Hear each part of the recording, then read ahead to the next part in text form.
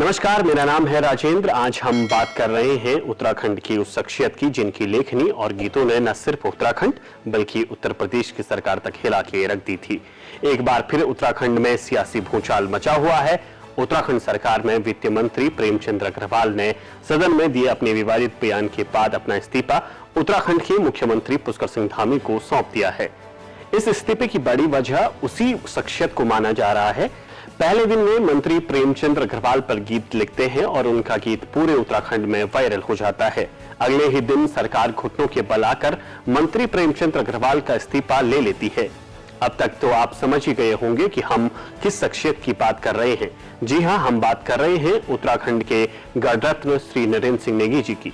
90 का दशक था, उत्तराखंड आंदोलन चल रहा था। 1994 में मुजफ्फरनगर कांड की घटना ने नेगीदा को गुस्से से भर दिया। उस दौरान वे उत्तरकाशी में सरकारी शिक्षक थे। तभी नरेंद्र सिंह नेगी उत्तराखंड आंदोलन पर जनगीत लिखते हैं, लेकिन उस समय कोई भी कैसेट कंपनी सरकार के डर से उनके गीत रिलीज करने को तैयार नहीं थी। तब उत्तर प्रदेश की सरकार में मुख्यमंत्री मुलायम सिंह यादव थे। उनका अलग ही भौकाल था, लेकिन नेगीदा सरकारी शिक्षक होने के बाद भी डरे नहीं। नेगीदा ने अपने रिस्क पर गीत रिलीज करवाए और ये गीत हर एक उत्तराखंडी के दिल में हमेशा के लिए बस गए। उठा जागा उत्तराखंडियों 100 उठाणों वक्त है के, उत्तराखंड का मान सम्मान बचाणों वक्त है के। आज भी उत्तराखंड के हर एक जन आंदोलन में ये गीत बजता है। इसके अलावा उन्होंने उत्तराखंड आंदोलन से संबंधित कई गीत गाए जो खूब वायरल हुए। उनके इन जनगीतों ने उत्तराखंड को जगाने का काम किया। हालांकि सरकार के भारी दबाव के बाद उन्होंने अपने पद से इस्तीफा दे दिया। उनके इन गीतों ने मुलायम सिंह यादव सरकार को भी हिलाकर रख दिया था। यही कारण थे कि समाजवादी पार्टी उत्तराखंड में कभी भी पनप नहीं पाई। फिर साल 2007 आया। एक बार फिर नरेंद्र सिंह नेगी ने सरकार की नींव हिलानी शुरू कर दी। तब उत्तराखंड के सबसे बड़े कद्दावर नेता माने जाने वाले नारायण दत्त तिवारी उत्तराखंड सरकार के मुखिया थे। तब उत्तर प्रदेश सरकार और राष्ट्रीय राजनीति में सफल पारी खेलने के बाद तिवारी के लिए उत्तराखंड की राजनीति में सबसे बड़ी मुश्किलें वर्ष 2007 के मुख्यमंत्री काल में लाल बत्तियों की बंदरबांट, भ्रष्टाचार, राज्य संपदा के दुरुपयोग, राज्य में निवेश का स्थानीय उम्मीदों पर खरा न उतरने से कई मुद्दे सरकार को परेशान कर रहे थे। इसी समय उत्तराखंड के लोक गायक नरेंद्र सिंह नेगी ने नौचमी नारायण गीत की रचना की। यह गीत कम समय में चारों ओर प्रसारित हो गया था और सरकार के विरोधी इसे लेकर सीएम तिवारी पर निशाना साधने लगे थे। इस गीत को तत्कालीन सरकार की अघोषित सेंसरशिप का शिकार होना पड़ा था। इस गाने की सीडी और डीवीडी मार्केट से जब्त कर ली गई थी। तिवारी की हड़बड़ाई सरकार में इस प्रतिक्रिया का उल्टा असर देखने को मिला। इसके बाद हुए विधानसभा चुनाव में कांग्रेस को सत्ता गंवानी पड़ी थी। गीत में उत्तराखंड के राज्य निर्माण के संघर्ष से लेकर भाजपा की पहली सरकार बनने से लेकर तत्कालीन कांग्रेस सरकार के मुखिया तिवारी को निशाने पर लिया गया था। लिहाजा नारायण दत्त तिवारी सत्ता से हाथ धो बैठे। फिर दोबारा वे कभी मुख्यमंत्री नहीं बन पाए।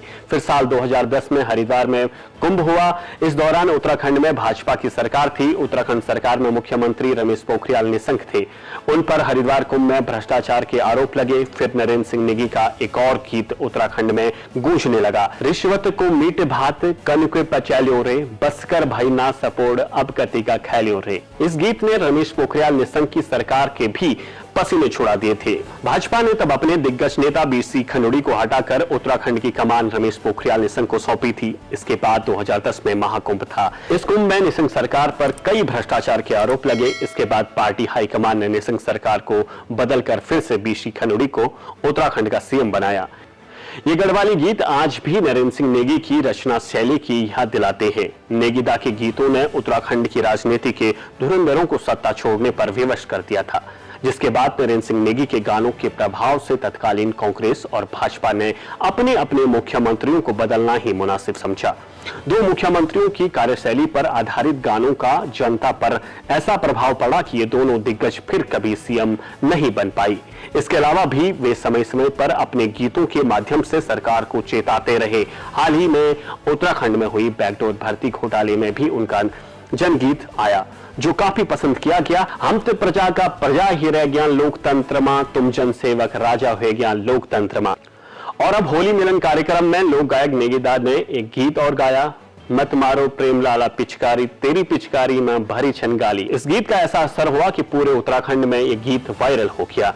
लिहाजा प्रेमचंद्र अग्रवाल को अपने पद से अगले ही दिन इस्तीफा देना पड़ गया। नरेंद्र सिंह नेगी सिर्फ एक लोक गायक नहीं बल्कि वे उत्तराखंड संस्कृति के ध्वजवाहक होने के साथ साथ सजग प्रहरी भी है। इसलिए उनके बारे में कहा जाता है कि वे यदि आपको उत्तराखंड को जानना है तो नेगीदा के लोकगीतों को सुन लीजिए। उनके गीतों में उत्तराखंड बसता है, यही कारण है कि वे जनता के दिलों में राज करते हैं। यदि आपको हमारा ये वीडियो पसंद आया तो लाइक करें हमारे वीडियो को, चैनल को सब्सक्राइब करें और बेल आइकन दबाना बिल्कुल ना भूलें। शुक्रिया।